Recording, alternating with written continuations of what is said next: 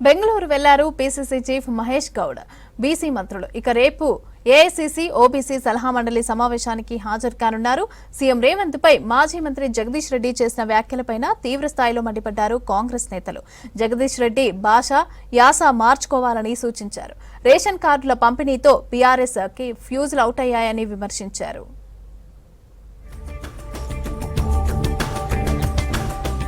కర్ణాటకలో ఓబీసీ సలహా మండలి సమావేశం నిర్వహిస్తోంది ఏఐసీసీ. బెంగళూరులో 2 రోజుల పాటు మీటింగ్ జరగనుంది. సమావేశంలో పాల్గొనేందుకు బెంగళూరు వెళ్లారు రాష్ట్ర కాంగ్రెస్ నేతలు. పీసీసీ చీఫ్ మహేష్ కుమార్ గౌడ్, మంత్రులు పొన్నం, కొండా సురేఖ, వాకిడి శ్రీహరి బెంగళూరు వెళ్లారు. వారికి ఘన స్వాగతం పలికారు కర్ణాటక కాంగ్రెస్ నేతలు.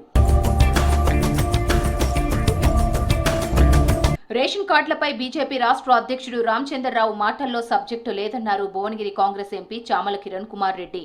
ఆయనకు మతిమరుపు ఉన్నట్లుందన్నారు. మోదీ గుజరాత్ ముఖ్యమంత్రిగా ఉన్నప్పుడు రేషన్ కార్డులపై అప్పటి ప్రధాని మన్మోహన్ సింగ్ ఫోటో ఎందుకు పెట్టలేదని ప్రశ్నించారు చామల. రామచంద్రరావు విషయ పరిజ్ఞానం పెంచుకుంటే మంచిదని సూచించారు ఎంపీ. కొంచెం మతిమరుపు ఉంది, అల్జిమేర్స్ ఏదో ఉందని అది నిజమే అనిపిస్తుంది నిన్న చూసిన తర్వాత. ఆయన ఉండి రేషన్ కార్డులలో కంపల్సరీ మా నరేంద్ర మోడీ గారి ఫోటో కూడా పెట్టాలంటాడు. డెఫినెట్ గా ప్రధానమంత్రి ఫోటో ఎప్పుడు పెట్టాలి?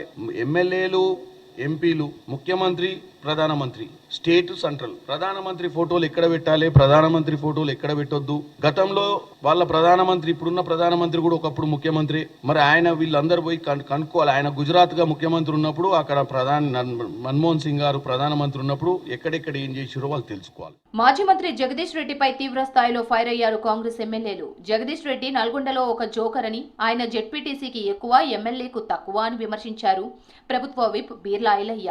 10 ఏళ్లలో ఉమ్మడి నల్గొండకు జగదీష్ రెడ్డి ఏం చేశారని మండిపడ్డారు నకరేకల్ ఎమ్మెల్యే వేముల వీరేశం. జగదీష్ రెడ్డి బీజేపీతో లాలూచీ పడి సూర్యాపేటలో గెలుస్తున్నారని ఆరోపించారు ఎమ్మెల్యే కుంభం అనిల్ కుమార్ రెడ్డి. జగదీష్ రెడ్డికి సత్తా ఉంటే పదవికి రాజీనామా చేసి మళ్లీ పోటీ చేయాలని సవాల్ విసిరారు నేతలు. నల్లగొండలో ఒక జోకర్, జెడ్పీటీసీకి ఎక్కువ, ఎమ్మెల్యేకు తక్కువ. నల్లగొండలో ఇప్పటికే మీ నూకలు చెల్లినాయి, మీకు డిపాజిట్లు రాలేదు. ఏదో అత్యవసర మెజార్టీతోటి 2000, 3000 మెజార్టీతో గెలిచిన జోకర్ జగదీశ్వర్ రెడ్డి కూడా మా తెలంగాణ రాష్ట్ర ముఖ్యమంత్రి వర్యులు యనుమల రేవంత్ రెడ్డి గురించి మాట్లాడే నైతిక విలువ నీకు లేదు. కాంగ్రెస్ ప్రభుత్వం రైతుల సంక్షేమమే ధ్యేయంగా పనిచేస్తుందన్నారు ఎమ్మెల్యేలు మధుసూదన్ రెడ్డి, చిట్టెం పర్ణికారెడ్డి. రాష్ట్రంలో కాంగ్రెస్ కట్టిన ప్రాజెక్టులతో రైతులకు సాగునీళ్లు అందుతున్నాయన్నారు.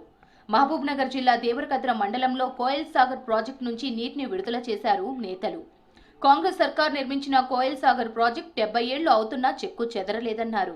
మేము ఒక నెల రోజుల ముందుగానే అక్కడ కోయల్ సాగర్కు నీళ్లు తీసుకురావాలని చెప్పేసి ఉంద్యాల దగ్గర ఉన్న పంపులను కూడా ఆన్ చేసిన విషయం కూడా ఈ సందర్భంగా నేను గుర్తు చేస్తా ఉన్నా. అంటే ఎప్పటికప్పుడు ప్రణాళికాబద్ధంగా రైతులను ఆదుకోవాలి, రైతులను అన్ని విధాలుగా అండగా ఉండాలి, రైతులను రాజులను చేయాలనే ఆలోచనతోనే ఈరోజు మా ప్రజాప్రభుత్వం, మా గౌరవ ముఖ్యమంత్రి రేవంత్ రెడ్డి గారు మేమంతా పనిచేస్తా ఉన్న విషయాన్ని కూడా ఈ సందర్భంగా గుర్తు చేస్తా ఉన్నాం. రైతులు సాగునీటిని పొదుపుగా వాడుకోవాలన్నారు ఖానాపూర్ ఎమ్మెల్యే వెడ్మ బొజ్జు పటేల్. ఖరీఫ్ సీజన్లో సకాలంలో పంటలను పండించాలన్నారు.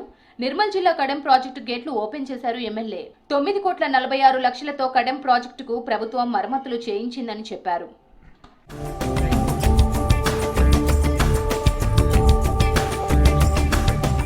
ఎరువుల కొరతతో తెలంగాణ రైతులు నష్టపోకుండా చూస్తామన్నారు పెద్దపల్లి ఎంపీ గడ్డం వంశీకృష్ణ. రామగుండం ఫెర్టిలైజర్ సంస్థ పనితీరు, తెలంగాణకు రావాల్సిన యూరియా కోటాపై ఢిల్లీలో కేంద్ర ఎరువుల శాఖ కార్యదర్శి రజత్ మిశ్రాను కలిశారు ఎంపీ.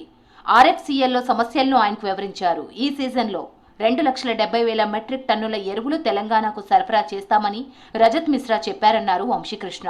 సీజన్లో 2.7 lakh టన్స్ వారు ఫుల్ఫిల్ చేస్తామని చెప్పి వారు నాకు మాట ఇవ్వడం జరిగింది.